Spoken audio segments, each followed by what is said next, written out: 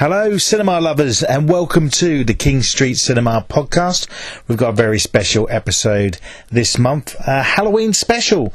We're mainly going to focus on 3 Halloween movies, classic movies, that are going to be shown at the King Street Cinema over the weekend of Halloween. Adam Whybray, the film scholar who's been on the show before, actually, he was on our first episode, is going to be chatting with me about The Lost Boys, one of my favourite all-time movies. So looking forward to seeing this on the big screen, and the perfect movie for Halloween weekend. That's going to be shown on Friday the 28th. We have some very special guests from another podcast, The Real Horror Show.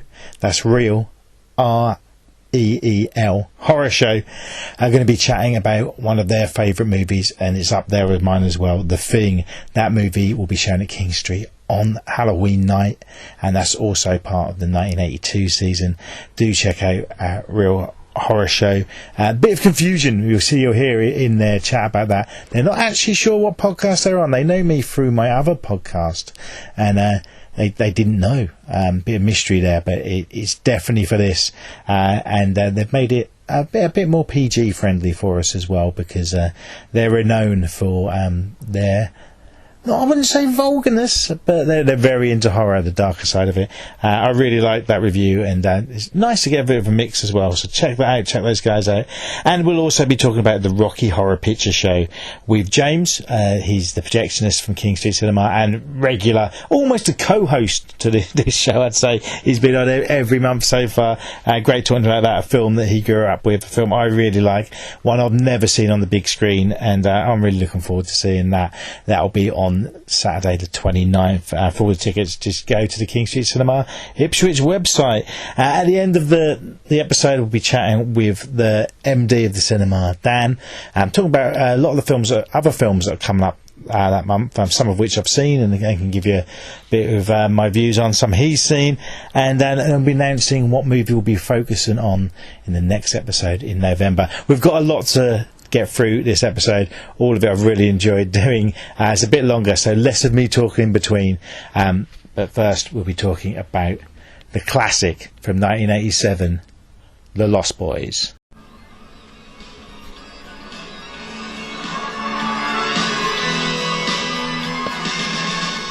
Michael and Sam have just moved to Santa Carla, California. They're about to discover its secret. Notice anything unusual about Santa Carla yet? No. It's a pretty cool place. If you're a Martian. Or a vampire. So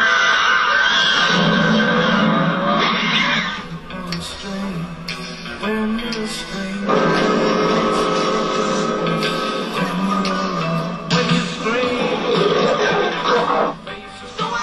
The flying nun? I'm your brother, Sammy. Help me! Stay back! Stay back! What's happening, movie star? Get yourself a good sharp steak. Drive it right through his heart. You're a vampire, Michael. My own brother, a damn blood-sucking vampire. Well, you wait till Mom finds out, buddy. When a vampire buys it, it's never a pretty sight.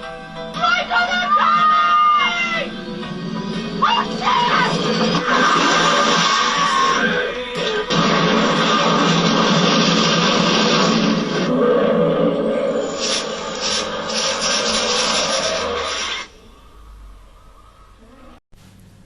Adam, thanks for joining me. How are you doing? I'm doing okay, thank you, Andy. Good. You were one of our first guests. You're on the first podcast, doing a little talk yourself about King Street. Yes, I did talk about King Street, a long-term patron. Chilling memories of seeing David Lynch's Inland Empire there. But they were nice enough to give an interval, because that's the kind of cinema that King Street is. I'd have needed 2 during that. Yeah.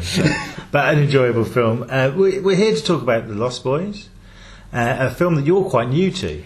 Yeah, my partner Antonia urged me to watch it last year, around Halloween, and I've been really resistant, to be honest, because it was one I was aware of as a kid, but I was a really scaredy kid. Like, I couldn't even sleep with a copy of Roald Dahl's The Witches in the same room as me. I had to have the book removed from the bedroom to get to sleep. Like, I was really wimpy.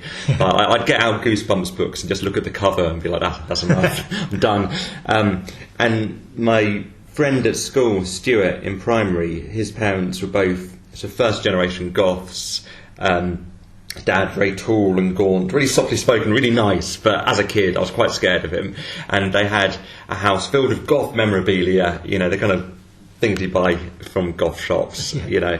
And so he'd watched The Lost Boys and told me about it, and it was about vampires.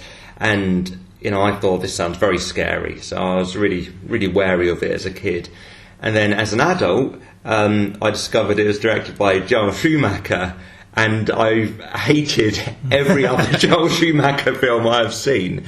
So I think, Andy, you got me to watch Batman Forever. And I love Tim Burton's Batman and Batman Returns.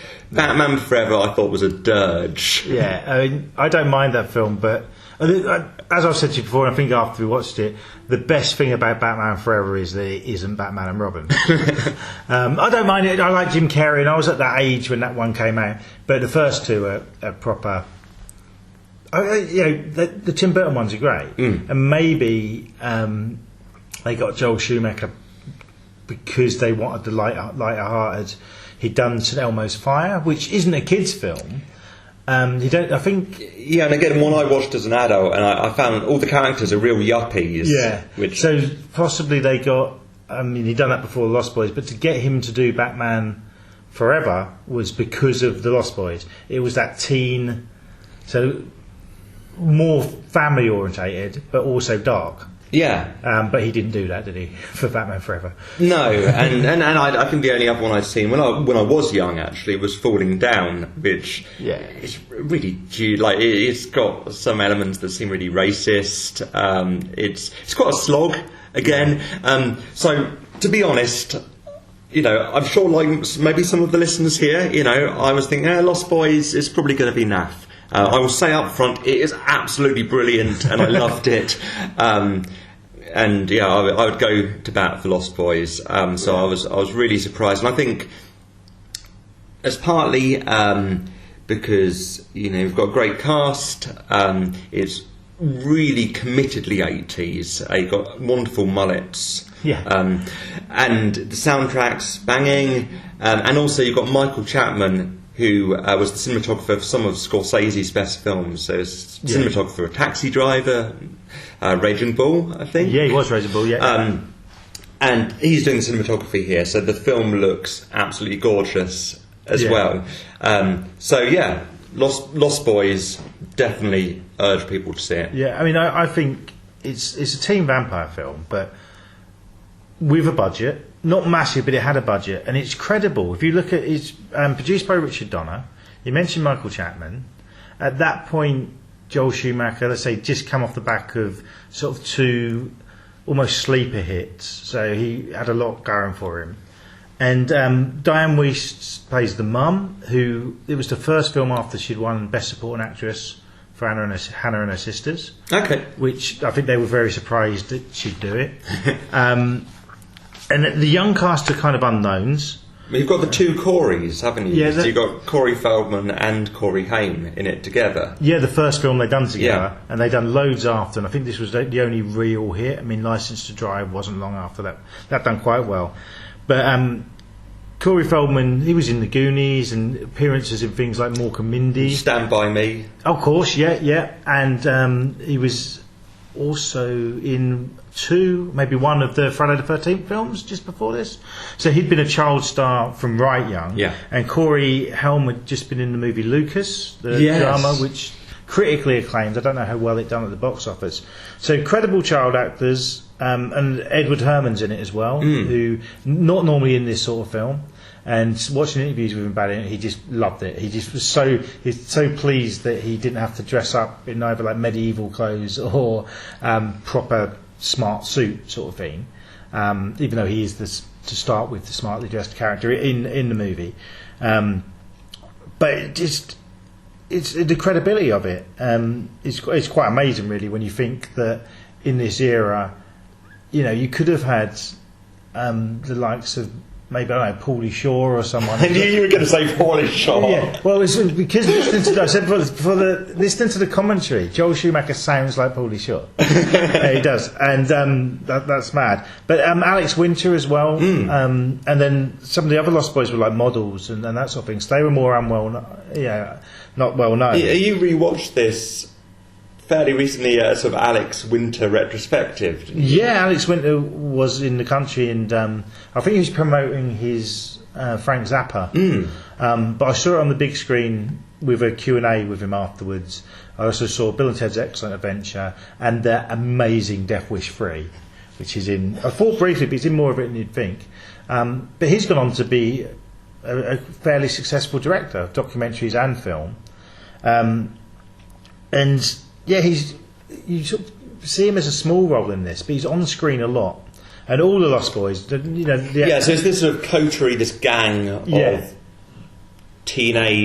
teen vampires. Yeah, who don't say a lot. The old video cover, it's not the poster, I don't think, originally, but it was just Kiefer Sutherland's face. Yeah. We haven't mentioned Kiefer Sutherland. Yeah, before 24. Yeah, well before that, before Young Guns, just after Stand By Me, which he's not in that much of. And he's kind of the face of the film. Out of the little gang, he appears to be the leader, doesn't he? They follow him around, and he's scary in it, really, for that sort of... He is scary. Like, he's really charismatic, and he has... I watched an interview with him, and he was saying that he feels he spearheaded the mullet in this film. So his hair was very long, and then he said he wanted to look like Billy Idol. I was about to say he's got that big... He said it was based on Billy Idol, so he had the hair spiked, but then he told Schumacher that his hair was long, and so he kept it long at the back, and his hair... so he sort of inadvertently did this mullet, and he's got this real kind of snarling menace, but also this kind of cocksure confidence as well. Like you can see what's appealing about him, but also his face can just transform. His face will just drop, and there's great use of prosthetics as well with vampire transformations. So his face will sort of drop into this sort of animalistic snarl, and then they'll use prosthetics to really kind of make his forehead look nasty and puckered. So you mentioned that, like the transformations, and when you do, it's quite a slow burner. We don't want to do spoilers, but when you do see people in vampire form, I think that looks great. The practical special effects are pretty good. It's not overly gory. No, there's a couple of moments. Yeah, and when you see it, it's well done. And seeing this on the... I grew up... I'll just give the backstory. I grew up watching this on video a lot. It was lent to me when I was in primary school by another kid. And I distinctly remember my dad being like, that's not a kid's film. I'm like, it's called Lost Boys. And then he walks in... It's got the word boys in the title. Yeah, it's a fun kids vampire film. Then he walks in during, like, it's not very graphic, but there's a sex scene in the film. And my dad walked in during that, and he just, it's not a kid's film. Then just walked out again. He didn't turn it off. So, I think he'd seen it was a 15, not an 18. He probably, looking back, he probably knew about the film and knew what it was. But I watched it a lot on video. I owned the DVD, I owned the Blu-ray, I've watched all the special features. A film I really like. But it wasn't until I saw it on the big screen recently that I noticed the blood. When you do see blood, it's not the brightly lit, not brightly coloured, like even Dawn of the Dead type blood. It looks dark, it looks dirty. For this sort of film, it looks grim. It's a pretty grungy looking film. Like, it's set sort of like coastal California. Yeah, it was filmed in Santa Cruz, but they call the town something else, don't they? Because they weren't allowed to call it that. It's like sort of, fairground, almost sort of seaside, coastal. Like an American Felixstowe. Yeah, it is like an American Felixstowe. That's a great description. It is like an American Felixstowe. Yeah. So lots of sort of boardwalks, right? There's some great scenes of boardwalks, going under the boardwalks. And it has this kind of, I don't know, grotty glamour, almost. Like there's lots of bright lights and neon, but at the same time, it looks like it's kind of gone to seed a bit. Yeah, I mean, I love the first scene in the movie. You see it at night. You're introduced to the Lost Boys, and this is the first scene. This isn't a spoiler, and it goes off, and the security guard. You see the death of him. You see it. Quite well shot, no gore, and then straight to daytime, and you see the people of the town. The main characters, two brothers who moved to the town with their mum to live with their granddad, and it's them driving through and seeing the people of the town, and they're all kind of, I don't use the word freaks, but it's kind of weirdos. Well, it's sort of beach bums, right? Yeah. Beach bums and surfer kids and hippies and burnouts and punks and crusties. And apparently that scene, there's no actors, that is just the people who are hanging around. Yeah, the real people. And they're playing The People Are Strange. By the Doors. Yeah, the Echo and Bunnymen cover. Okay. But I think that cover did have the keyboard player from the Doors recorded it with them. I think it was the keyboard player. One member of the Doors did. He was friends with Schulmacher. And those two scenes, I think, set the whole vibe for the film. You've got the dark side of it, and then the beachy outsider side. Yeah, I think it was an extra on the DVD I have with Schulmacher sort of describing what he was going for stylistically, and saying that he wanted a real split between these sort of brightly lit daytime scenes and then the much more dreamlike, kind of almost sort of woozy nighttime scenes. And I think it does that really well, actually. And there's quite dreamlike, woozy editing for a lot of the nighttime scenes as well, like a lot of superimposition and kind of, overlaying the image and sort of odd fades between images. So, it does capture that nicely. The other thing, I saw an interview with him. He said that this was a few years after the big MTV boom, and he thinks that a lot of the editing and the way it's shot, you wouldn't have been able to do before MTV because people were used to this almost like sort of fast, the way it's shot. Yeah. Interestingly, after he went on to do music videos, I don't think he'd done any before. Okay. He got the INXS to be on the soundtrack, who were massive at the time. And almost like a repayment, he shot one or two of their videos. But you mentioned the soundtrack. I think it's great. Oh, it's a really nice 80s kind of synth rock soundtrack, I guess. And as 80s goes, it doesn't seem to have dated a lot of 80s movies. No, but it's not quite hair metal, is it? And it's not exactly the sort of AOR chest thumping stuff either, or too poppy. No. So if you listen to it back to back with, say, the soundtrack to Footloose. Yeah, well, it's not Top Gun or anything. No, but it is 80s, but not to that cheesy 80s, or No, it's atmospheric. And it works. I think as well, pretty much all of it was recorded for the film. I mean, Don't Let the Sun Go Down on Me was a Peter Daltrey's version, which I think was recorded for the film. Same with the Echo and Bunnymen. So this is something that doesn't really happen now. A whole soundtrack by different artists recorded for it. The lead singer of Foreigner done one of the songs, and obviously the iconic theme song "Cry Little Sister." Yeah, which was written for the film, I believe. And while we're talking about the music, we've got to mention the saxophone player. The oily saxophone player. I've got his name. It's Tom Capello, who at the time was Tina Turner's saxophone player. Okay. And this is only one scene. That's what everyone talks about. He's on the beach. No plot spoilers here. He's just singing "I Still Believe" is the song. It's on the soundtrack. And it's mad. Saxophone singing, oiled up, and apparently in between shots, looking stacked as well. Like he's really, really worked out. He's muscular guy. And in between takes, he was lifting weights, so it looked like apparently that he was just the man. But he still does Comic-Cons and stuff. In America, you go to Comic-Con, he'll sign, then he gets up and sings that in front of everyone. Well, he gets out the sax. Yeah, he gets out the sax, sings the song, and it's amazing. You get an action figure of him. There was a series of comics about the story. No way. There was about. What? That's amazing. I think it's worth noting that, like, for me, so Schumacher's gay, and I think, to me, you don't really believe in any of the kind of heterosexual love affairs in this film at all, right? But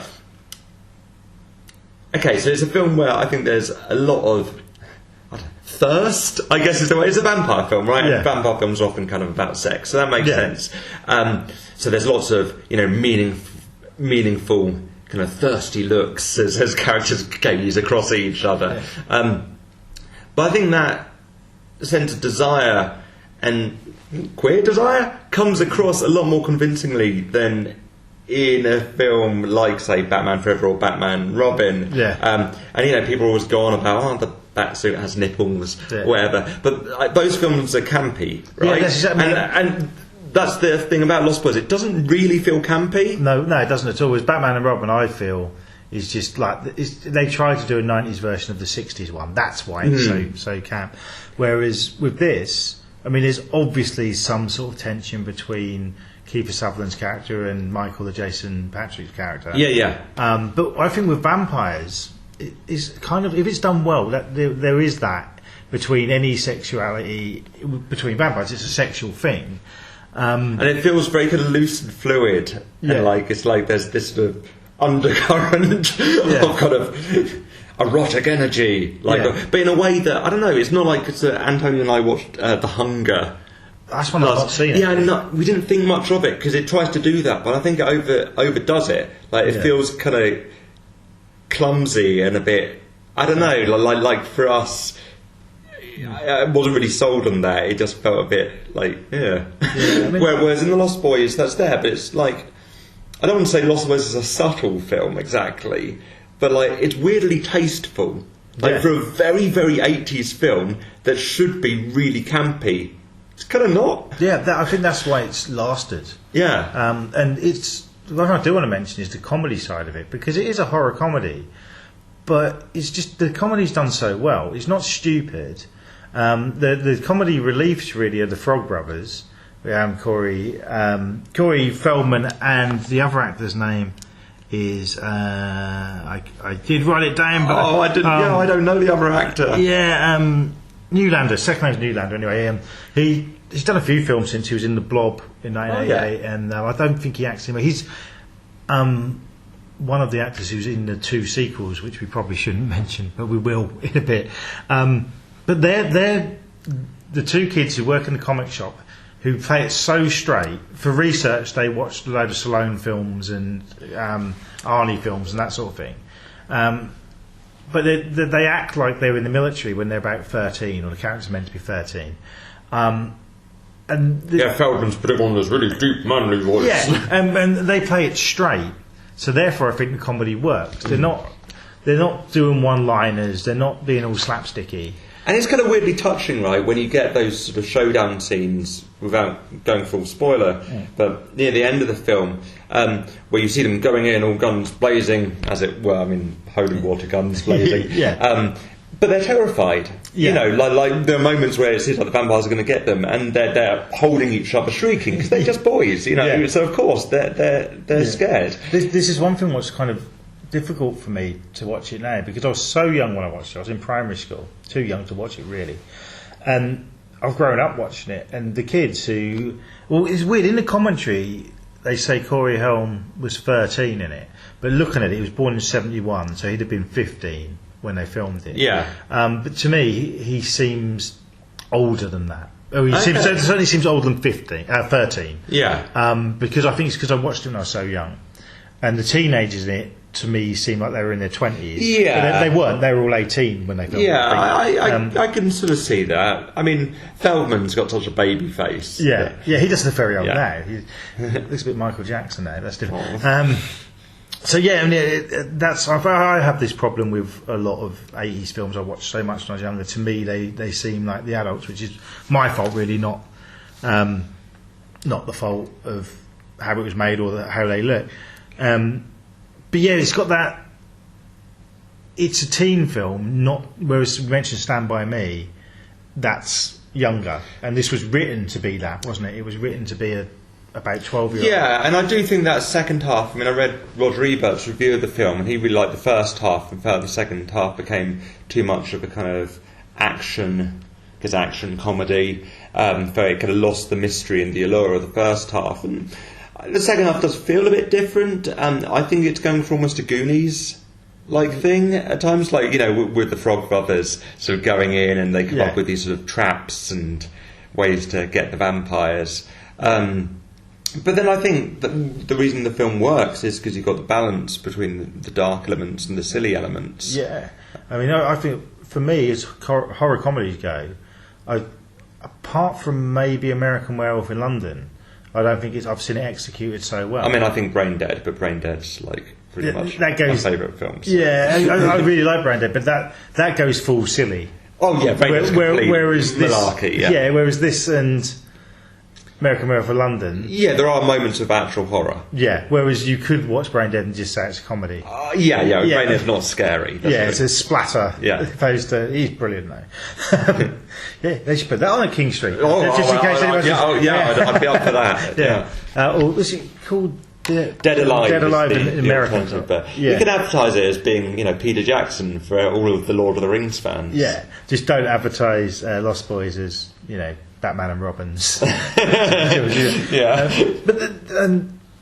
just looking at the casting, we haven't mentioned Jamie Gertz, who was a big star at the time. Oh. Star is her character's name as well. Oh, of course, She came off Solo Babies, or Solo Warriors, it's called over here, with Jason Patric. Not a big hit. But then she went on to being like Crossroads, Don't Tell Her It's Me with Steve Guttenberg, and several films. They're scaling a bit. She was a face in the 80s. So she was in the TV series Square Pegs.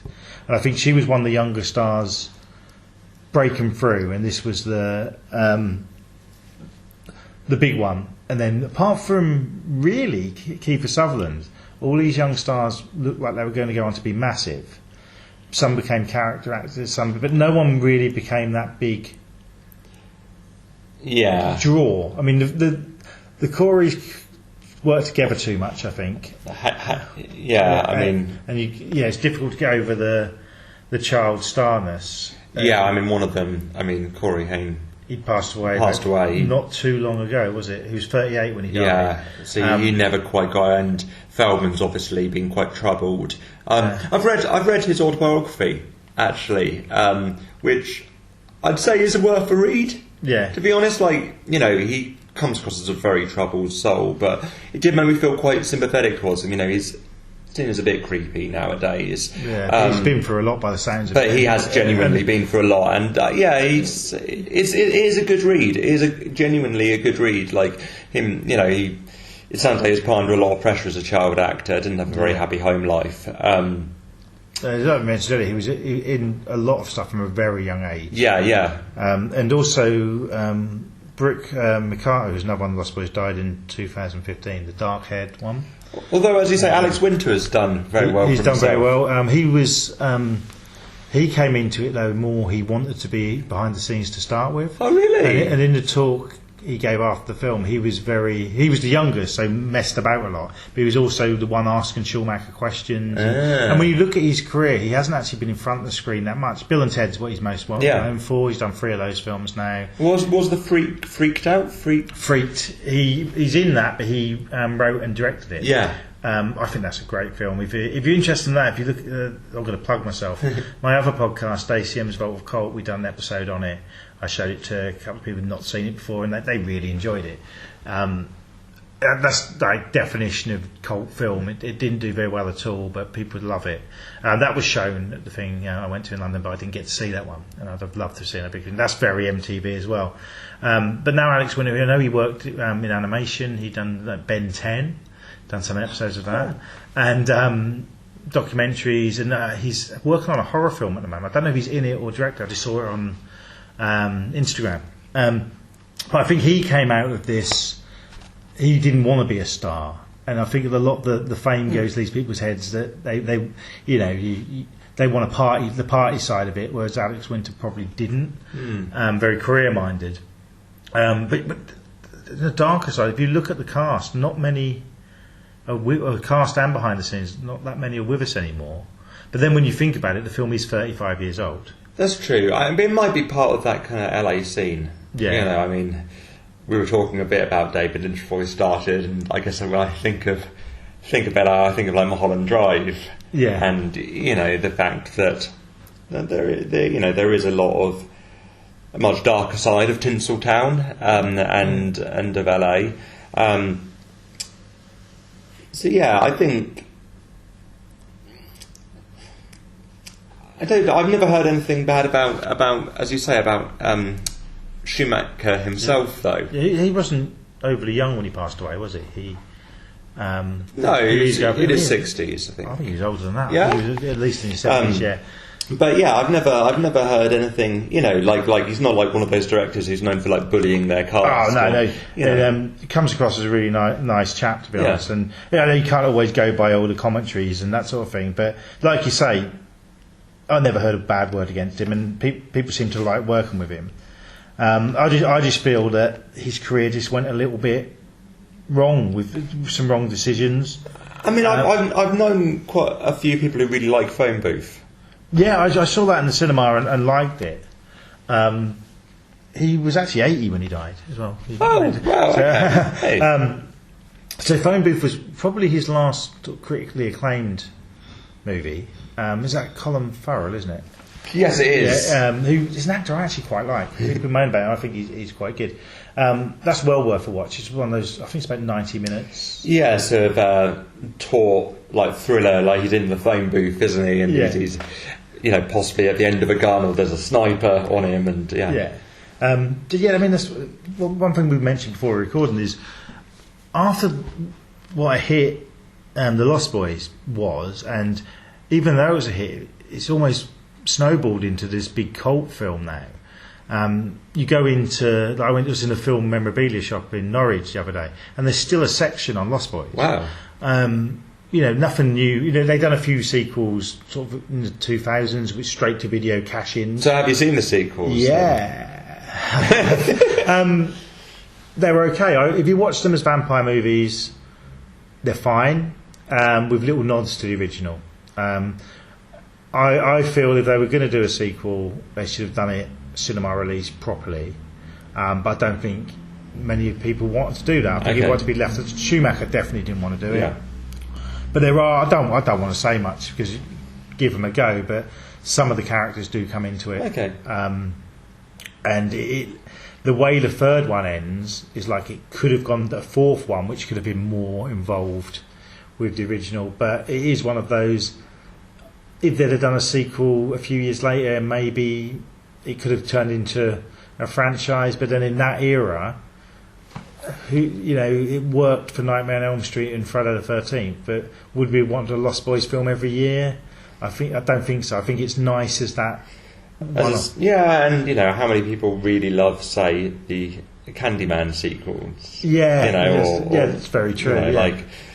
I think it works as a self-contained film. Yeah, actually. And maybe Schumacher just wanted to do different things. The closest I think he's done to it afterwards was, I'd say, for the gothiness when he done the Phantom of the Opera in the 2000s. Of course, yeah. But then that was him. Yeah, and then that's a musical, so not really. I mean, Flatliners, you've got Kiefer Sutherland back in it, and it was kind of dark, but completely different.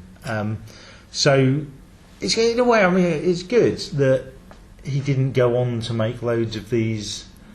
It's like if you look at The Crow, the director of The Crow went straight and done Dark City, so he's trying to get the same vibe of it. Actually, I can see there are some similarities between Lost Boys and The Crow, but I much prefer Lost Boys. I don't like The Crow at all. Found The Crow, and I watched it quite young. Actually, I did watch it at least my late teens, so I found it. Found it really insufferable. I was trying really hard to be edgy. There's not really much light-hearted stuff. Yeah, there's no fun. Whereas Lost Boys, the word fun does go with it. And that's what I love about it, because it is that the goths love it, right? Goths will love it, but then a fan of the Breakfast Club will love it. It manages to cross that. Whereas The Crow, I'm a fan of the film The Crow, but that was known as the Grebo film. Whereas the Lost Boys never really had that. No. And the soundtrack, like you say, it's synth, it's rock and metal fans would like it. It's very accessible to anyone who likes the fact that there's a cover of Elton John song on the soundtrack. Sort of says it. it crosses over. Yeah, I guess it's not all like Susie and the Banshees and Bauhaus and things. Yeah, like it's in excess, and it got me into an excess when I was younger. To be honest, they're right, mate. They're fun.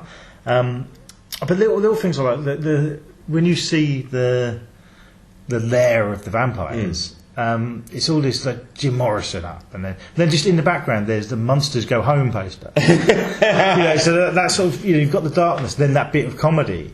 Yeah. That to me is the film. You've got to look out for that as well. And there's scenes in comic book shops in this, a big comic book shop, and a scene in video rentals. I love every time I watch it. I try to see like what films and what comics there are. Yeah. But one of the best things in it, I've got little nods, is in Corey Helm's bedroom. And going back to sort of the queer side of it, there's a massive poster of Rob Lowe. Yes. But that was thrown in by Schumacher apparently as a joke because he'd just worked with him in St Elmo's Fire, and it was a bit of a sex symbol. It's a mock of him. But to even it out, on the other side of his bedroom, there's a massive picture of Molly Ringwald as well. So that was, I think he'd done that so that it didn't. Yeah, it's 1987, and they couldn't have really. Possibly there's hints that Corey Helm's character's gay. I think you could. I feel like if you were like a gay teen watching it. You could read that into it. He's really into the fashion, isn't he? He's like the mall kid. Yeah. Not saying that necessarily makes it a gay thing, but I think there's no sign of him being attracted to women in it. No, and he's very like eye-rolly about his older brother. Yeah. So, I hadn't picked up on that so much until you just sort of mentioned it. It all makes sense, It's but Schumacher, let's say the film like Fallen Down. It's one of those. I will say I can't stand Fallen Down. I haven't made it through that film. Yeah. If I'm honest, but that's one of the. It's a very the straight men like that. That's very. What a day I've had. Is it that bad? I mean, I always think of Grimesy from Simpsons when I look at that film. I guess it depends how you read it. Like, you could read it as you really are meant to be too sympathetic with this main character because he goes on a sort of crusade against Korean small business owners and people like that, and and all of these characters are played in a very broad, stereotyped way. And it is very much like the white American guy is the last man standing, and he's had it. He's the true victim, and he's been putting up with it for too long. He's had up to here. Up to here. Yeah. For listeners, I'm holding my hand about my eyebrows. Yeah. It's kind of like. I imagine Jordan Peterson's a fan, for instance. Okay. Yeah. But my brain went off. I was like. What, the guy who done Get Out? Oh no, not Jordan Peele. No. But yeah, at the end of the day, Lost Boys, I think, does stand alone. Even if I went into it thinking I don't like the other films by this director. I haven't enjoyed them, and I was really impressed, really loved it. Yeah. So I think and sometimes that's good. I think cinephiles and film nerds sometimes put too much emphasis on the auteurs and the great directors, and you've got to watch everything by Lynch, or you've got to watch everything by Kubrick or Lynn Ramsey or whoever it is. And actually, films are so much more than just the director, and I think as I say, Michael Chapman's cinematography here is amazing. Soundtrack's great. We haven't really mentioned much about it's produced by Richard Donner. Yeah. And I think it feels. Richard Donner done the Goonies, didn't he? Lethal Weapon and Scrooged and stuff. Superman. To me, it does feel like it's a mix of the two minds there. Yeah. It's got a lot of Donner about it, and I really like Richard Donner. But if you look at his career, there's I'd say some terrible stuff in there, along with the good stuff. But the fact that Schumacher, I think, does help, because I love Joe Dante, for example, who's around that era. I'd love to see more Joe Dante films at King Street too. The Burbs. Yeah. But they did show Gremlins last year. Yes, yeah. So, or Matinee. Matinee's brilliant.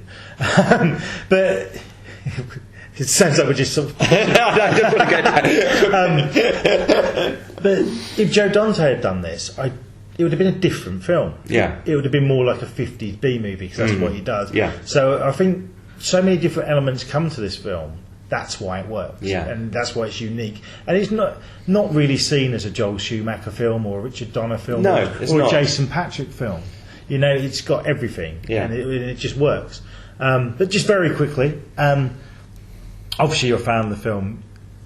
Why should people see this on the big screen? Oh God, I think because it looks gorgeous, right? Because you've got this amazing, like, not lurid cinematography, but these really sort of dark nighttime, dreamlike nighttime scenes, and these really sort of bright, vivid daytime scenes. You know, shot sort of coastal LA.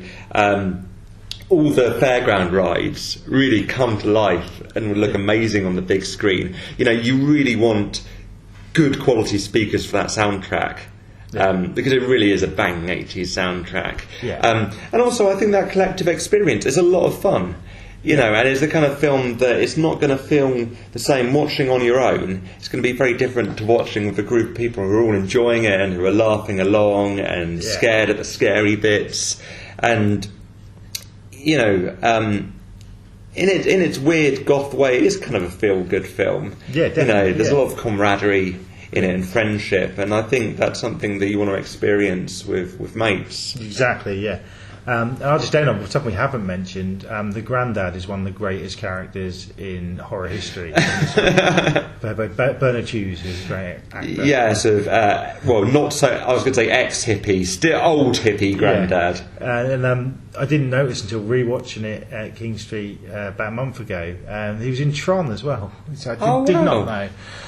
But yeah, I think we'll end on that. Thanks a lot for joining me. And thanks, I really enjoyed talking about it. And the fact you're a newcomer to the film as well. Yeah, I say not one I have like nostalgic feels for, but yeah, you know, for me a sort of a new fan classic. Really loved it and wasn't expecting to. That's great. And I just want to add, if you are a fan of the film and you're going, do bring along people who haven't seen it, because I think the first time to watch this film, I wish I'd seen it for the first time on the big screen. Yeah. But I was 5 when it came out, so I couldn't have done.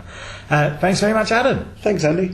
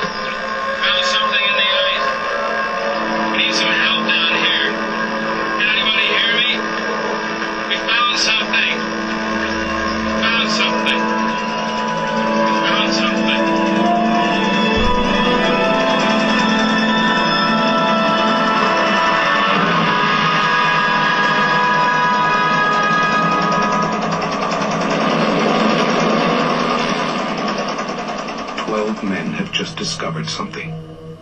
For 100,000 years, it was buried in the snow and ice. Now it has found a place to live. Inside. Where no one can see it, or hear it, or feel it. I know I'm human. Some of you are still human. This thing doesn't want to show itself. It wants to hide inside an imitation. It'll fight if it has to, but it's vulnerable out in the open. If it takes us over, then it has no more enemies. Nobody left to kill it. And then it's won. You guys gonna listen to Gary? It's being one of those things!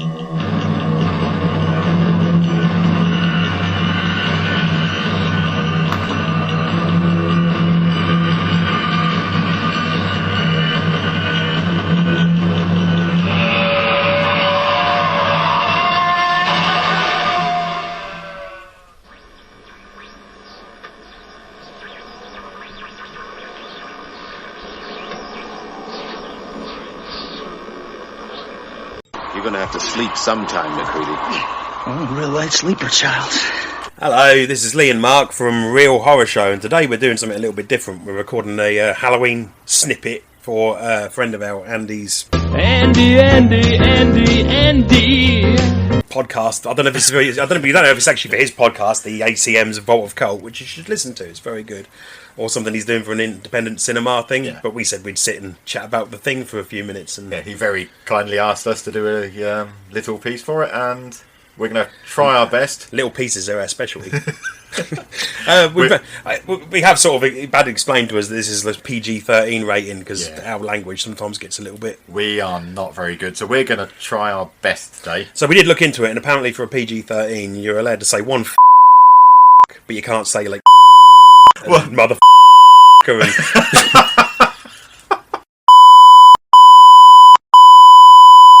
Well, this is just going to be one long bleep. You've ruined our one F-bomb now. I know. I even used the bomb, and I don't think that was allowed. That's going to be bleeped. Yeah. Or whatever. Who's editing this one? I'll do it. Yay! So yeah, we're going to have a quick chat about the thing, and then I can send this file over, and he can do what he likes with it. We're serious professionals, Lee. We can't... Who? What? I don't know. Come on. Okay. The Thing. Yes. This is a film that we both really love, and thought, well, we'll have no problem discussing this. We've discussed it in various different podcasts anyway. It always crops up on one of our top 10s at some point, because it's an exceptional movie. I've done it again. Yeah. I'm just going to have to imagine my youngest child is in the room, and then I'll hopefully be better. Yeah, The Thing. Yeah, I mean, as soon as we heard from Andy that he wanted us to chat about The Thing, it was like, I've got this. I don't need to do any research. I know this film inside out. I've watched it so many times because it is that good. Yeah, absolutely. I find it difficult to believe that nobody, well, not has seen it, but hasn't heard of it. But in case you haven't, it's a film from the 80s, directed by John Carpenter, starring Kurt Russell, about a Arctic research team that find themselves invaded by a alien life form that can mimic people. It can mimic, it absorbs things, and anything that it's absorbed, it can mimic. Yeah. Every part of it is a whole, so it could just...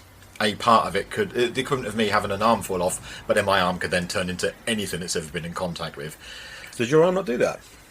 I was going to make a genitalia joke about things my arm's been in contact with, and then thought it might not be suitable for the... The only difference is your genitals can't change a mass, so they can only mimic very small things. Why do I work with you again? I don't know.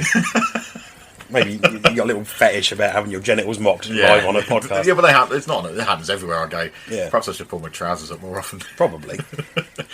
It looks like a penis, but smaller. But smaller, yeah. Thanks. Do I have to bleep out penis? We'll have to ask Andy that one. Yeah. It's alright, I didn't say That's a chicken. We're going to have to start this all over again, aren't we? Nah, it's alright, I'll just beep it out. Yeah, well, you're going to edit it as well. So. Yeah, absolutely. Yeah, The Thing. I mean, this is one of our favourite films. I think it's fair to say both of us, we both love this film. If I remember correctly, because it didn't have a very good box office return. No, it's a flop. It was a flop, but didn't it come out the same year as E.T.? Yes. So were people more interested in a nice alien? Yes. Than a nice... And I don't remember it. I mean, I was a kid at the time. I'm trying to think how old I would have been. In my teens, early teens, I think. And I don't remember seeing it advertised. I don't remember hearing anything about The Thing until it had been on television.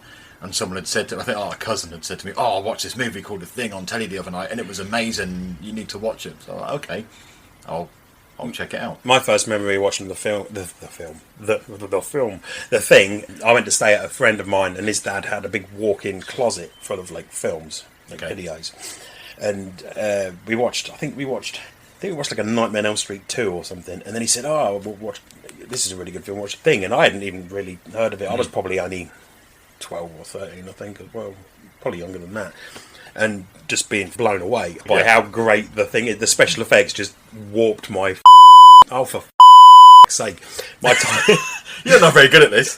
No, my tiny little mind was warped by these special effects that were just outstanding, and even today are still outstanding. They stand up so well because it was practical, but it was also slightly off the cuff, and it was Rob Bottin who did the effects. I don't know what the hell's in there, but it's weird and pissed off, whatever it is. horror fans might know him from things like The Howling. Yeah, from what I understand, I think he put himself in hospital. With stress and stress and exhaustion, just working so hard to deliver these special effects. And probably with fumes, because there were scenes where the bit with the guy's head comes off. Yeah. And all that stretchy... They were melting plastic and bubblegum and all sorts of stuff to get that effect. So apparently it did really stink on set. Yeah, I imagine it did. But yeah, I mean, I watched a little while back. I watched back to back the 2011 thing. But I watched it first because that ends where the thing starts. Yeah, it's a prequel, isn't it? But there are a lot more computer effects in the but there wasn't originally, was there? They were going to do practical effects, and the studio had to interfere and say no, we want it. Yeah. CGI effect, and it just doesn't. But watching them back to back, I got to compare them quite well, and the practical special effects in the original thing are so much better. Yeah, the computer effects just look like computer effects. Yeah, you got that thing where you're the uncanny valley kind of thing, as it were, and your brain straight away goes, "That's not real." Yeah. Whereas at least with, I mean, a practical effect isn't real, but it's there. It's something physical to interact with. I mean, that famous, not chest burster, but the whole chest burst and defibrillator scene, yeah. They'd even got the guy's chest hair spot on. I think there was a bit on the behind-the-scenes documentary and so on the DVD where one of the other actors had come over and seen, the other one laying there with his shirt off on the table and was like, "Oh my God, put a shirt on that man!" And it weren't until he got right up to him that he realised, "Oh, that's not actually really you." Yeah. But the actor was saying it was even his chest hair pattern. It was so. But they even went as far in that scene as to, rather than sort of, I don't know, use some special effects to remove the actor's forearms, they got an amputee with his lower arms missing to do that scene. Yeah, they did a cast of the Doctor's face, which they made into a prosthetic, which then the amputee wore, and then obviously he had like the. It must have been bad though, because the last time he would have seen his arms in that sort of gory stump state was whenever he had his accident. So yeah, it must have been slightly traumatic. Yeah, flashback to the worst day of his life.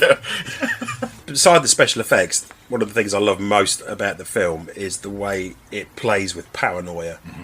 I mean, that does that so well all the way right until the end. I mean, it even ends on like a paranoid note with two people staring each other down, either one of them knowing they're the thing, or both of them not being the thing but thinking the other one is. Yeah. It's so well handled. It's a movie about trust.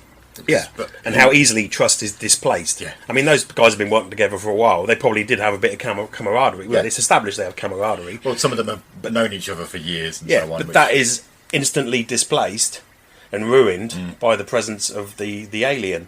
All of a sudden, nobody trusts each other. They're tying each other to chairs, putting each other in like real shitty situations where they're like locked in a cabin, possibly with somebody who might be the alien. It handles distrust and paranoia really, really well, and that is the atmosphere of the film. Well, what I liked, I mean, it's slightly off tangent from the film, but I played one of the Thing board games a few months back, and there's a little moment you go outside, and the first thing I did was I got attacked by a thing. I'm like, for God's sake! And you have a deck of cards that you draw, and I think there's like 12 or 13.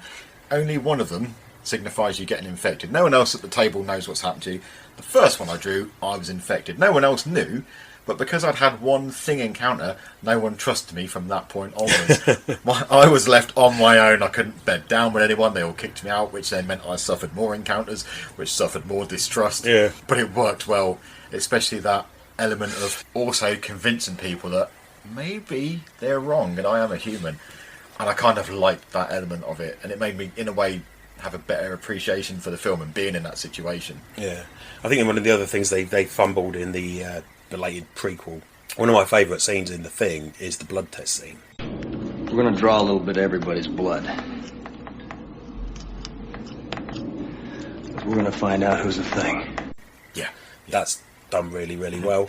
And they kind of did their own thing in the 2011 thing, where they established that it couldn't mimic things that weren't biologically part of you, like fill-ins and things like that. So that's how they were telling the difference between, one of the characters complains, I'm going to get persecuted here and put at risk because of floss. Yeah, I don't have any fill-ins. So I would immediately be suspect as the alien, just because I've looked after my teeth. And it doesn't have the same quality of tension as the blood test scene in John Carpenter's film. Right. I love that scene. It's brilliant.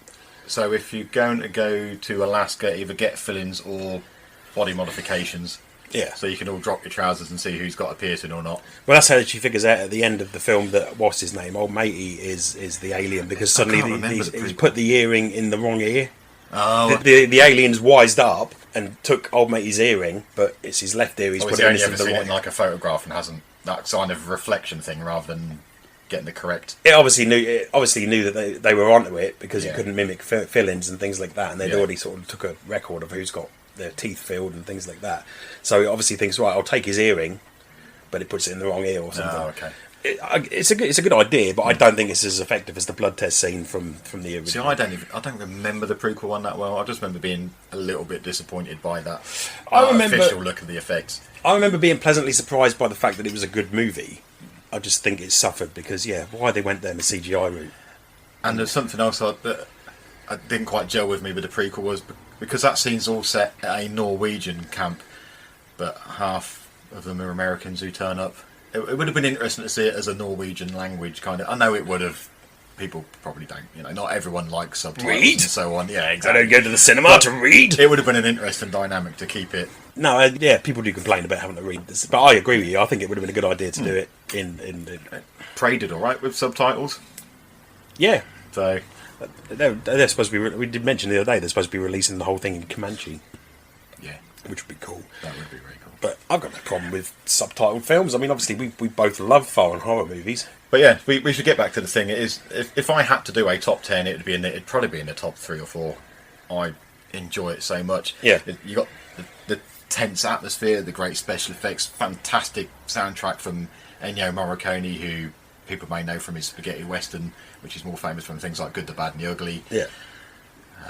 Where else? The cast is great. It's weird in a way to watch a film with no female cast members. And apparently there was only one female crew member, and she had to leave. She was pregnant and ended up having to leave because it was getting, she was coming to the end of her term.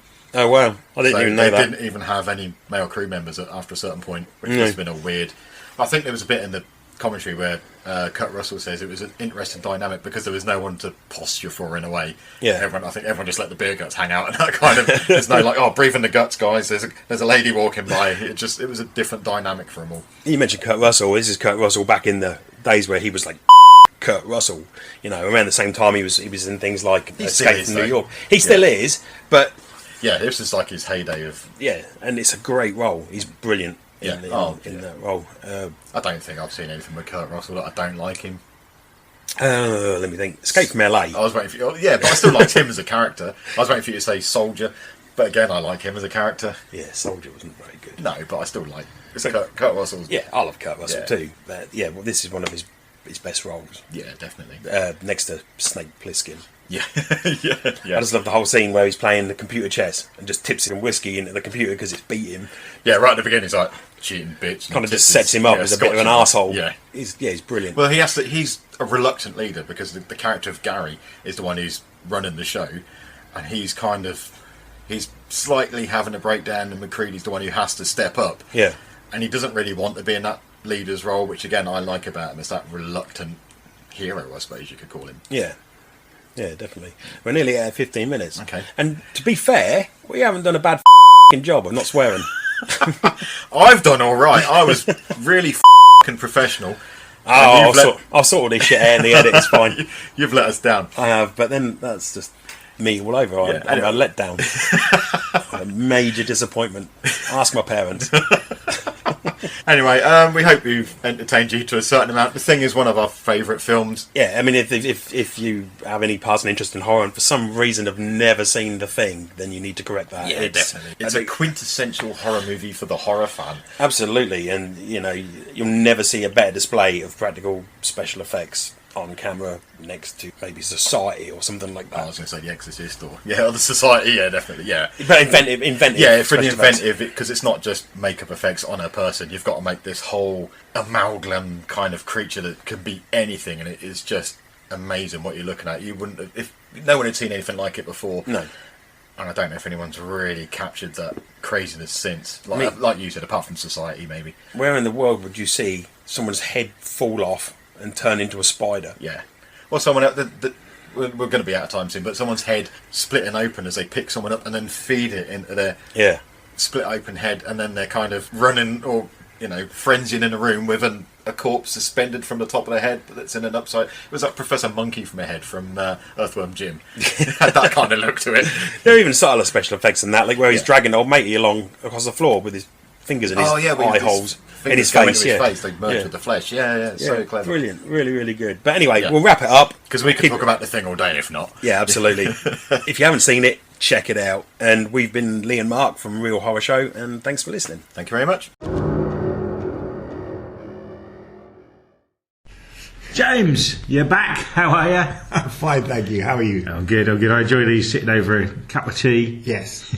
In a closed pub. Oh, yes. This is where we record these. We're here to talk about the Rocky Horror Picture Show. We are. Which you're showing on, is it Saturday the 29th? That sounds right. Yeah, it's the Saturday before Halloween. Just before Halloween, date. Yeah. Yeah, and this film...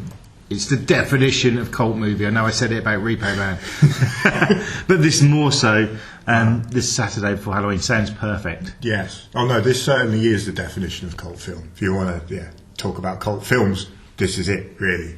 Yeah. It has a huge following. So, Yeah. And the second Halloween in a row you've shown it. That is true, yes. Hopefully, last time was good. So hopefully it'll be better this time, but hopefully people will dress up more this time. We're going for that a little bit more this year round than we did last year. Yeah, the whole dressing. Have you any experience yourself of dressing up, doing the whole Rocky? No, it's not. That's never been my thing. I love this film. I'm going to start off with saying that, but the whole dressing up thing. I remember I was asked. I mean, I've been asked a few times to go to a big sort of event of. Rocky Horror dressing up. I remember as a kid being asked, being told, if you go to one of these events, you have to dress up, and that freaking me out. Like, oh no, I don't want to dress up because never been into that. Even when I was young, never been into that sort of thing. So that always put me off. Even though I loved the film so much, I've always been put off like going to an event type thing because of that. Because people get a bit funny apparently if you don't dress up. Oh, really? Yeah. But that's probably not true. No, and I mean this one, you encourage people to dress up, but you don't have to. Oh yeah, of course not. I mean, I'm going to go. It's my night off. I'm not going to dress up. I'll tell you that right now. Yeah, exactly. No, indeed. I think last time people just didn't. We didn't really advertise it very much, and we didn't make a thing of it. But this year, we have said, if you're into that, if you want to do that sort of thing, then definitely go. This is something that I'm looking forward to seeing the other people's reaction. Yeah. If you encouraging all the sort of throwing stuff and that sort of thing, or just to dressing up. Yeah, well, singing along and all that kind of stuff. Yeah, absolutely. Yeah, I mean, I'm up for a bit of a sing-song. Yeah, and that was always a big part of it, wasn't it? So, hopefully this year, a bit more. Yeah, I mean, my first memory of this film is it was on... I think it was actually on late night TV while there was a house party going on as a teenager, and we watched it. And I think that's the perfect watch it with a group of people. What are your experiences of this film? Okay, it goes back a really long way. I can't tell you exactly which year, but I can tell you I was young. And my mum, it was on television, and I think it was around Halloween. I remember it was on Channel 4, and we taped it off TV, so I watched it loads and loads of times afterwards.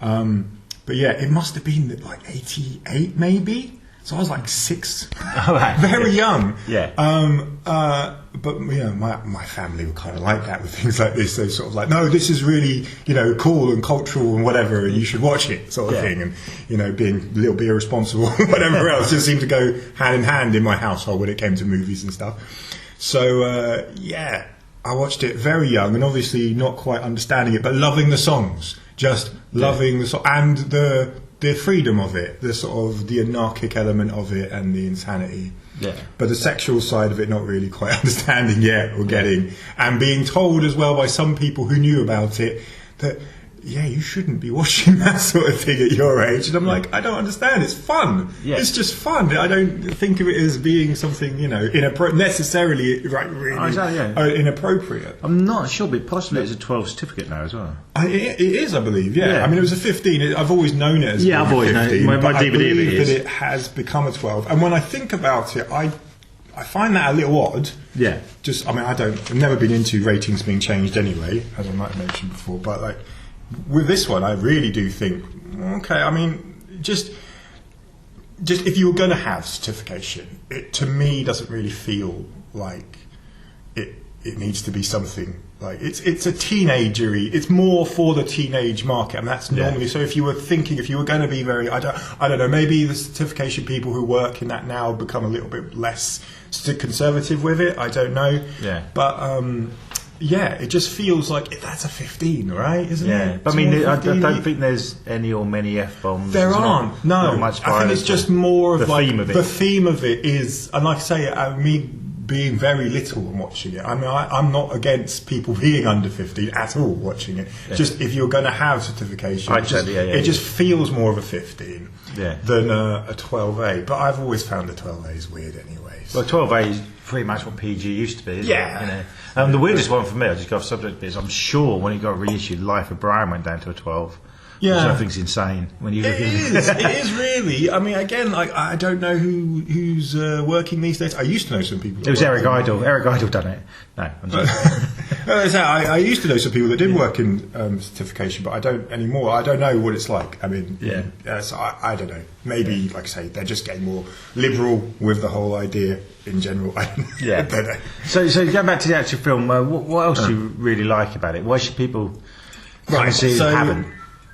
Well, if you like musicals and you like great songs, certainly. If you like rock and roll, certainly. If you like old sci-fi and B-movies, B-horror movies, then certainly.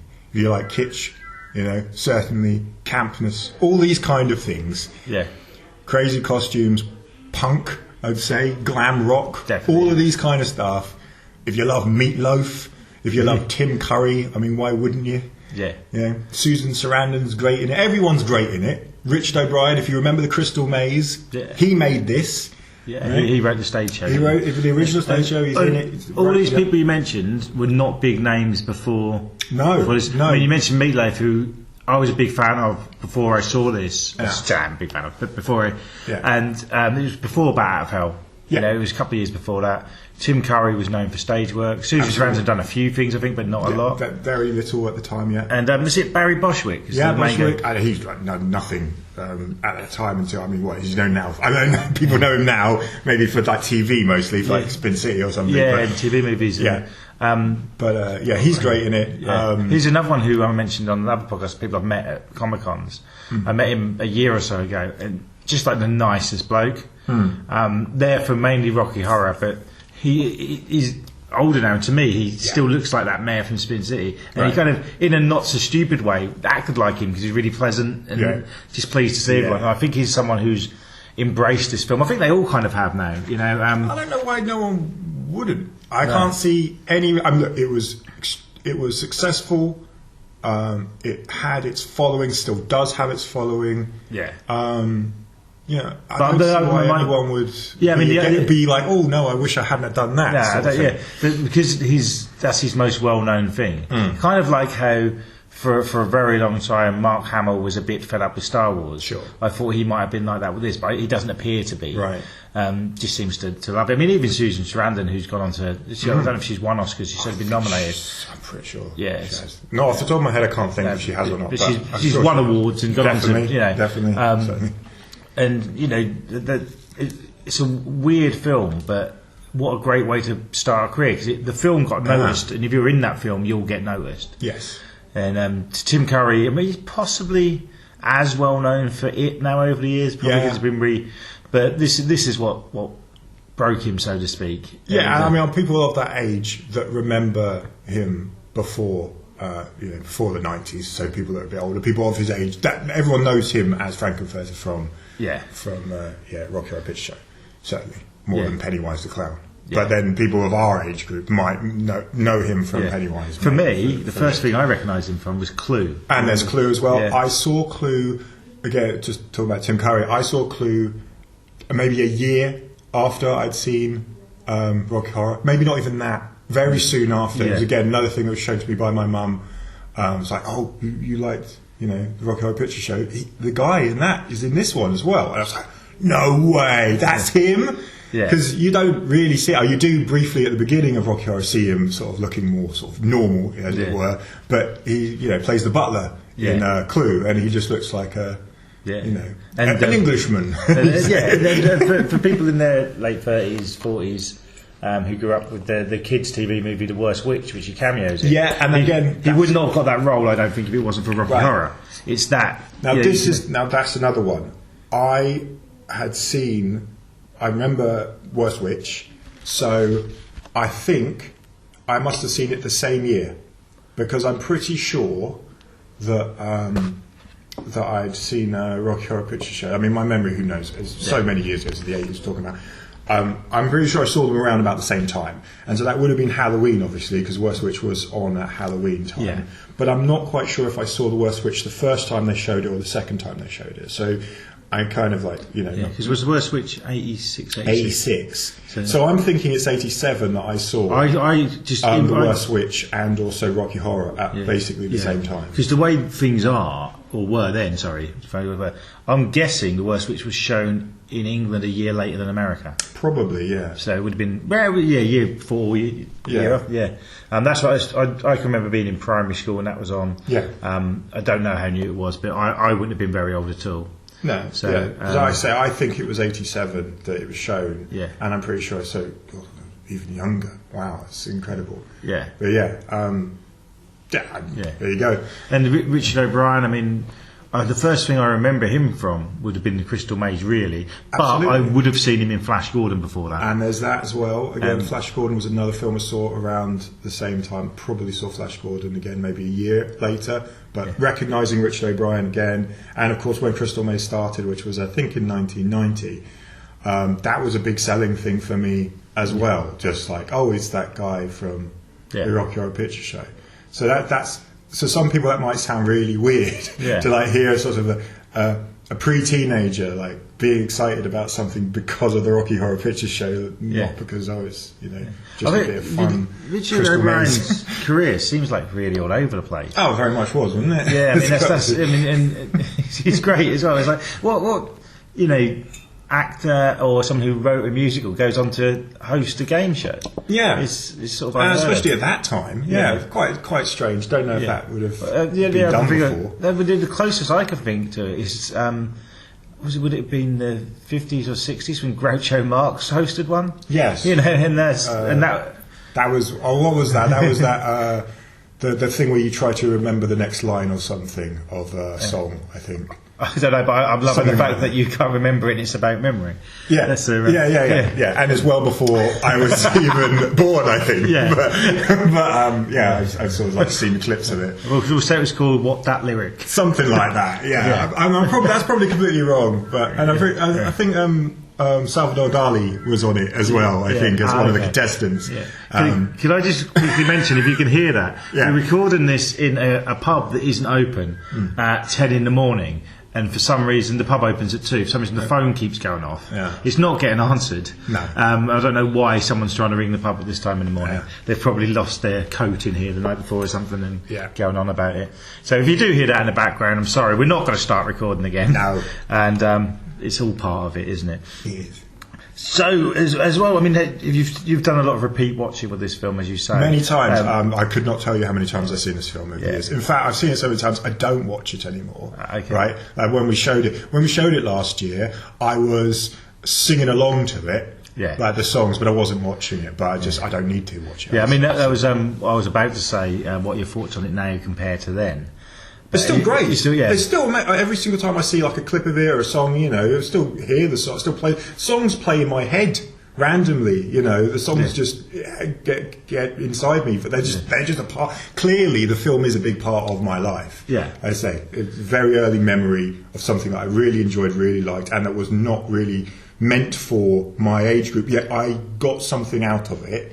Yeah. And that was really important to me, and it stuck with me till now. I mean, I first became aware of it. I think it must have been 1990 when was it? I don't know if it was from the stage show or whatever. The Time Warp was a number one hit for an artist called Damien. Right. Do you remember that? Yes, vaguely. Yes. And you'd have probably been aware of the film before that hit came out.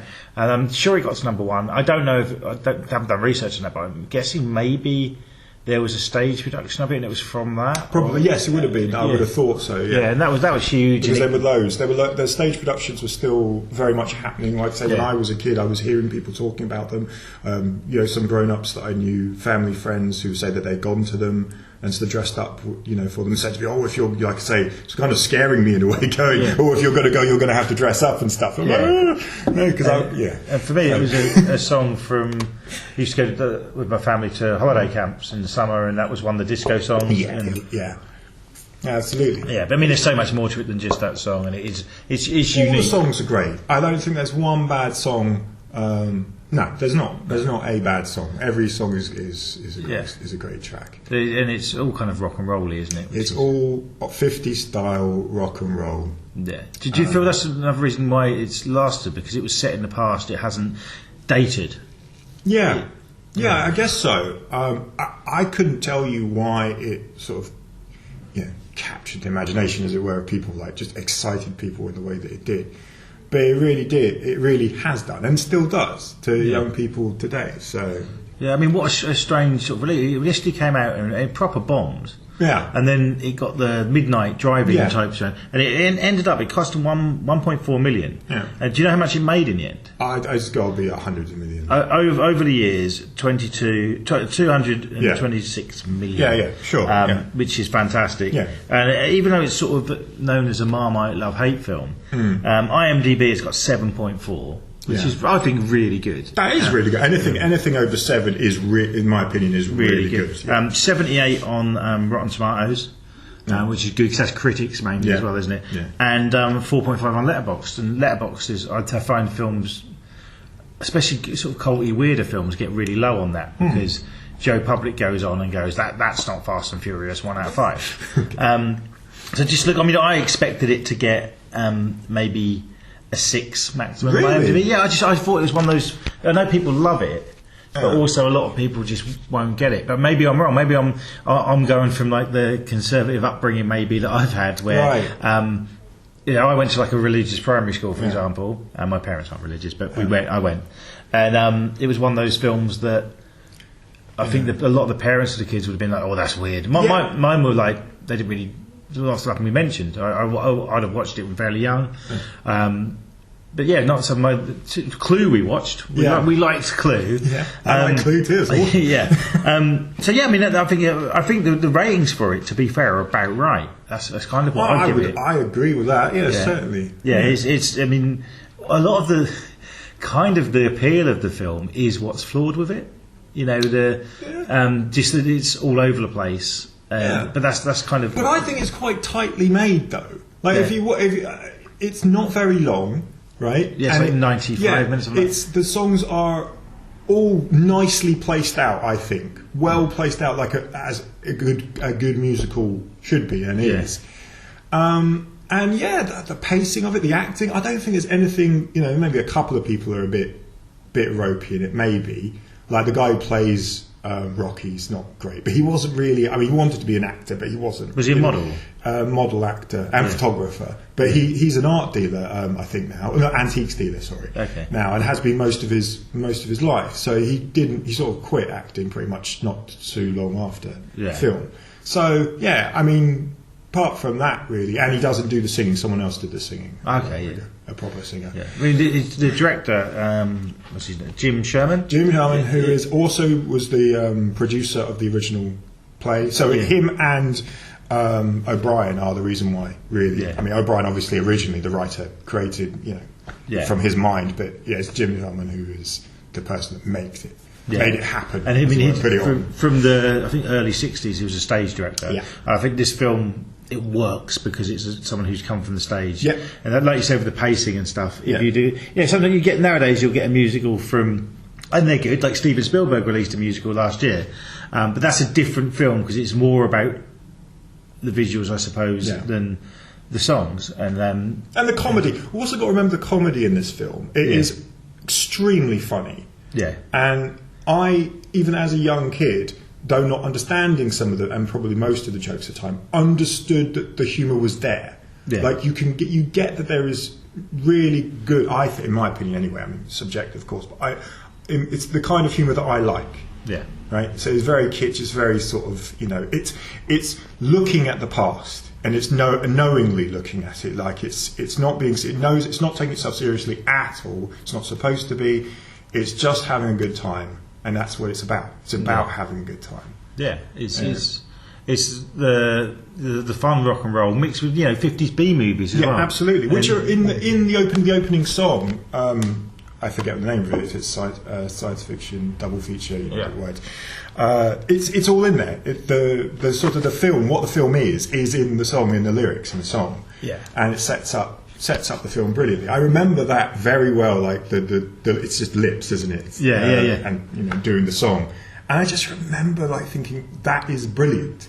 That is, I don't know why it's brilliant. I can't tell you why I feel this, like, oh my God, this is going to be great. But I do. I feel this feeling that it's just going to be great. And it was. And those lips are iconic. It's the poster. You get it on mugs and T-shirts now, still. And I think this film is, nearly 50 years old now. Yeah. Which is pretty amazing that it's still there. It's still... there's always talks of it being remade. I think there was a TV movie remake. And the Shock Treatment, which was the I was going to bring on. Have you seen the sequel? I have once, a very long time ago. I mean, that's got fairly... when I was a teenager and I didn't like it. Yeah, I mean, it's got fairly good ratings. But not many people have reviewed it.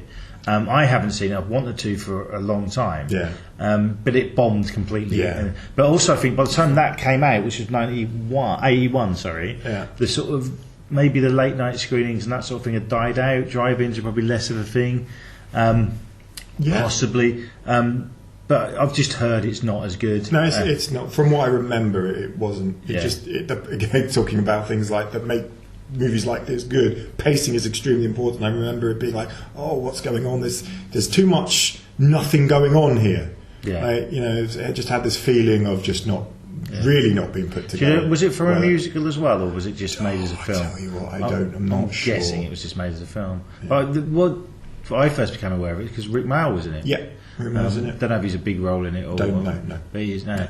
And it got Arrow, the DVD Blu-ray company, done a re-release of it probably about 10 years ago, and it's really hard to get hold of now. And I've been after a copy for ages. It probably is worth watching, now, just as just to see, because it probably does have good things in it. Yeah, I mean, it might be one that the anticipation after the first, and it can't be matched or topped. So I think it's probably better than people say, but not. I saw it once and I can't really remember it very well at all. I just remember it not being good and me being bored. So that's. But that's they made it was always going to the fact that it built up over time, and it was 6 years after, which is possibly too long. I mean, people might not have even have known that it was a sequel to Rocky Horror. You know? I mean, I don't think it's overly explicit in any of its promotion that I've ever seen. I think it tried to sell it itself as its own film, as well. As more from the makers of, not a sequel. Yeah, but I do. I think so. But because I know like the character of Janet's in it, played by someone else. But Richard O'Brien's in it, the same director, so probably worth a go. But I mean, anything else you want to add on the Rocky Horror apart from people should come see? Definitely, people should come to see it. Obviously, because I do think it's one of the great musicals that doesn't get enough recognition for it being a great musical, other than just recognition for all of its importance as far as liberation for many people. Richard O'Brien talks a lot about that element of that era, how important that era was for him as a person, and then him being able to feel like he can create something like the Rocky Horror Picture Show because of things like glam rock and things that were happening at that time. So for a lot of young weird kids growing up, this film is so important. It's just so important to make them feel like they're not alone. And I guess a part of me is in that too, even though that I've never really... I mean, I've always felt I was a bit different to maybe the mainstream or whatever, but I've never felt like I'm some real outsider. But even I feel that with the film, that.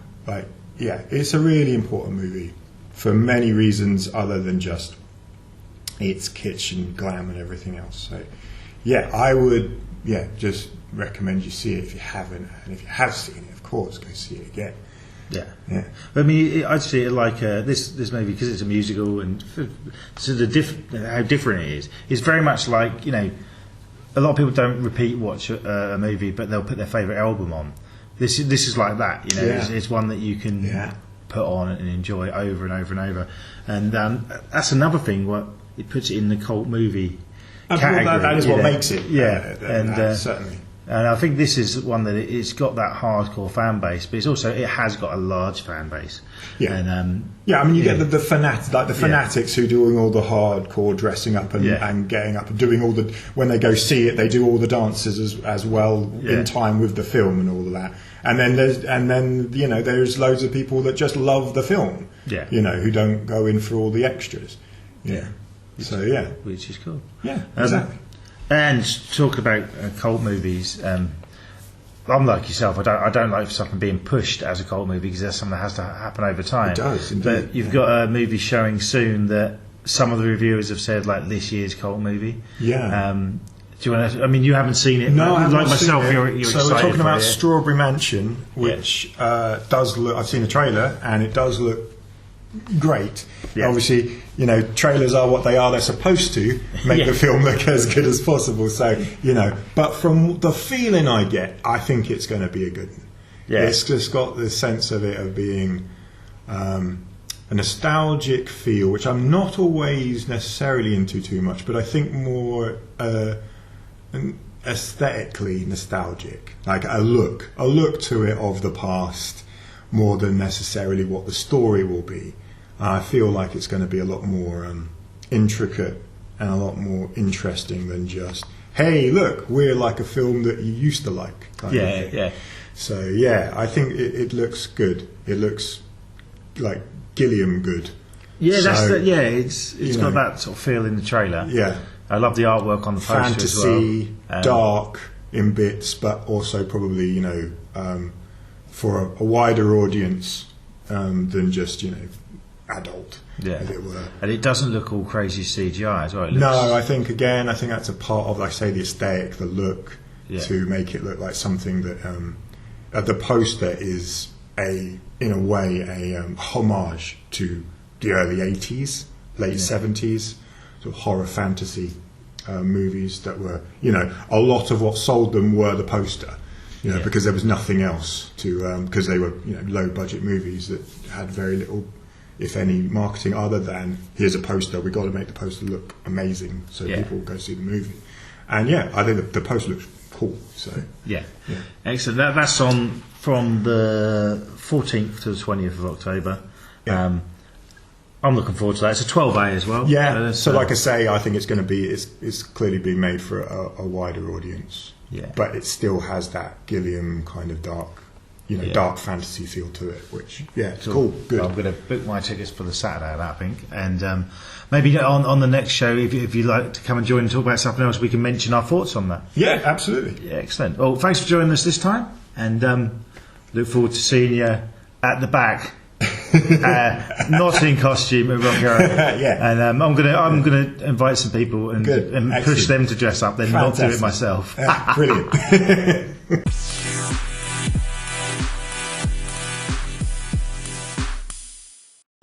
Okay, I'm here at King Street Cinema with Dan. How are you? Very well, thanks. How are you doing? I'm all right. Yeah. Just had a nice conversation with James about Rocky Horror, but I've trotted on from the pub down to the cinema to have a word with you about a few of the things coming up in October. It looks another exciting month. It's going to be a good one. Yeah, lots of different stuff, and we've focused mainly on the stuff you're showing Halloween weekend. One film I haven't mentioned yet is the new release Hatching, which you're showing from the 28th to the 30th. We are. And this is a film you mentioned to me while we weren't recording last month. Something you seem quite excited about. Yeah, very much. I mean, it's such an original concept and an original sort of voice in filmmaking, and I can't wait. I can't wait to see it. I haven't seen it yet, so I'm excited just to see it myself. New director Hannah Burgum, and a very, very intriguing premise for a film. Yeah, do you want to say a little bit about that to anyone who's not aware? Yeah, it's essentially about a young girl who has a fractured family life, and she comes across an egg, or a bird flies into her house. She comes across the egg, and she decides that she's going to care for this egg and see it hatch. And of course, it grows and grows and grows and becomes huge. And when it hatches, what comes out is something quite extraordinary, and becomes her best friend and the family's worst nightmare. So it's almost the same as Poltergeist, where beneath the veneer of suburbia, there's darkness, bubbling away. So it's that same kind of tone. Yeah, it sounds really interesting. It's and different. And it's on the Halloween weekend, because Halloween falls on a Monday, doesn't it? It's the weekend before that. That's right, yes. We run the Friday to the Sunday with that one. So I'm looking forward to it. I'm hoping to do a double bill with that and Rocky Horror. Yes. Which will be amazing. Just before a week or so before that, on the 21st, you're showing the David Bowie documentary. We are. Which rave reviews. Another one you're looking forward to showing? That's on a Friday night as well, yeah. That's on a Friday night, yeah. I'm very much looking forward. Again, it's one I haven't yet seen. And I'm not overly familiar with a lot of David Bowie's work, but the documentary looks like a really, really interesting kind of chronicle, I think, of his work. Very good director as well. So based on this guy's previous documentaries, it's Brett Morgan, isn't it? Yeah. Very much looking forward to that one, and tickets are selling well for that as well. So obviously a lot of other people are looking forward to it too. Yeah, that's Moon Age Daydream. Moon Age Daydream, which is one I'm looking forward to. I'm not a massive Bowie fan. I really like Ziggy Stardust era. But being of my age, Labyrinth was what got me. It always comes back to Labyrinth. Yeah, so everything comes back to Labyrinth. Let's hope they focus a lot on that in the documentary. They probably don't, to be honest, but we'll see. And what else was I going to mention? You've got I'm not sure the date, towards the end of the month again, I think. Just after that, 22nd to the 26th, Funny Pages, which I saw the trailer for here. What did I see? Before Crimes of the Future, which I saw this week and really enjoyed. I really liked that, being a Cronenberg fan. So thank you for showing it. That's all right. That's awesome. Funny Pages about an aspiring comic book artist, a comedy. Yeah, very. I've seen this one. It's a brilliant film. Very, very sharp-witted. And it's one of those films where you laugh and then you're kind of, can I laugh at that? Okay. But it's and then it quickly moves on to the next the next scene, and you're kind of you're doing the same thing, laughing at something, and then it's kind of squirmy. But it's brilliant. Yeah, Owen Klein's directorial debut, produced by the Safdie brothers. It's got some good, pedigree behind it, and it's brilliant. It's a brilliant kind of concoction, I think. There's definitely a lot of personal experience in there. You can really feel that through it's a lot of leaving home, following your dream, but actually you find yourself in a swamp, a quagmire of just filth, and you're still trying to follow your dream and making compromise after compromise after compromise. But and then it all comes to a head, as it always does. That looks really good. It probably isn't, but the trailer, I got a bit of a sort of Ghost World vibe, and sort of American independent, quirky. I hate that word, but quirky comedy. It definitely has that same. It's cut from the same cloth. Shall we say? So it's if you liked Ghost World, you'll get a lot out of Funny Pages. Yeah. And we've mainly mentioned stuff at the end of the month, but from the 8th to the 13th, you're showing a drama that I have seen and really enjoyed, Juniper, the Charlotte Rampling. Yeah. I think it's from New Zealand, isn't it? It is. Yeah. Have you seen this one? I have, yeah. What were your thoughts? Again, I really liked it. I mean, it's completely different to Funny Pages. It's a slow boil, but it's a very good, character piece, and very good performances. Obviously, Charlotte Rampling is just wonderful in it. And you're engaged. You're fully engaged with in the individual stories of these people and how they intersect, come back together, and how everybody in this kind of the grandmother, the father, the son have have their own individual stories that directly affect each other, and they grow as a result of that, and it's wonderful. Yeah, it's one that I really enjoyed, and it stuck with me as well. If I'm thinking about a film a few days later, that's a good thing, and the performances were great. It's one of those but the basic plot really is a father leaves his son to look after the grandmother, but then you learn so much more about it, and there are really funny moments as well. And from a personal point of view, it doesn't specifically say, I don't think, but it looks to me like they've said it in the 90s. There's no mobile phones. The phones they use are dial-up. He's playing, I think, Street Fighter in it. Yeah. And then they have there's a scene. This isn't a spoiler, really. There's a scene with a house party or a few gatherings around campfires. Yeah. And it was so like my youth. Yeah. And I really like that about it. And sometimes it's nice to have something like something set, a period piece, but it's not pushed as that. Yeah. And to look at the poster, you wouldn't know when it was set. It doesn't really matter to the plot, but that's why it connected with me, I think. Yeah, I agree. Actually, I mean, I think it's it's a geographically as well. They're quite isolated. Yeah. So having it set in a time where those things were in their infancy, only adds to that feeling of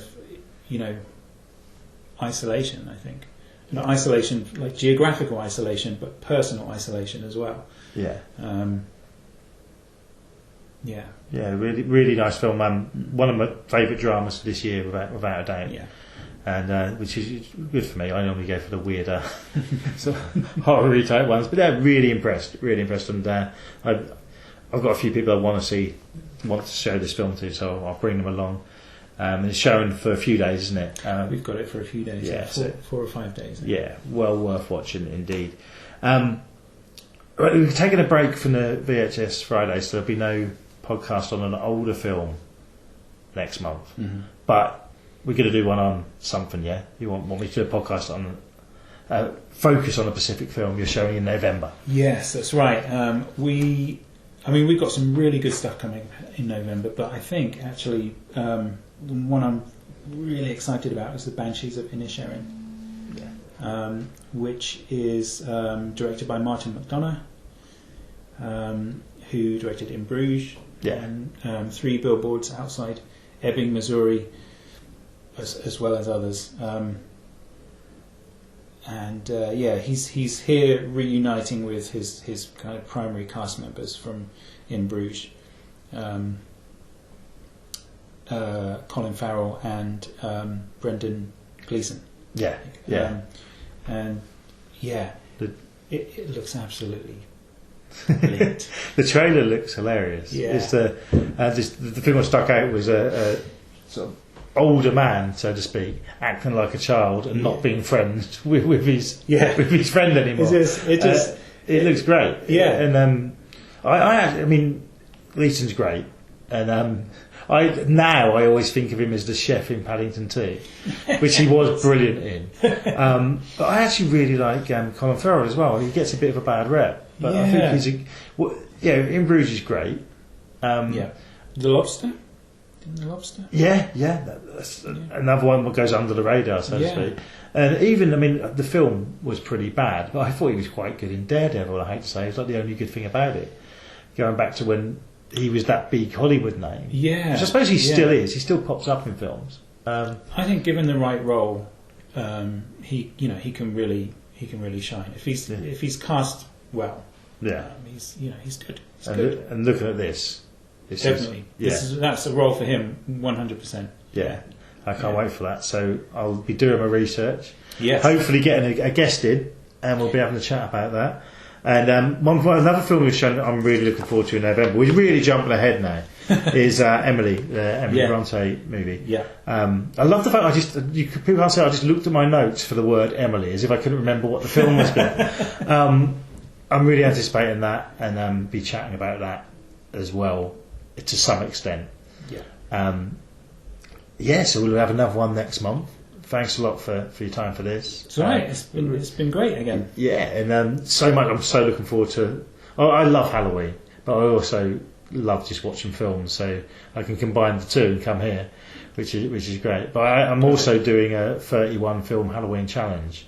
Which is you meant to do one a day. I won't be able to, but I'll squeeze some in. But I'm loving the fact that I'll be able to see some of them here on the big screen. That's good. That's friggin' awesome. So thanks a lot, and thanks to James, the guys from the Real Horror Show, who done the thing, and of course to Adam for this episode. We'll be back at the beginning of November. Cheers.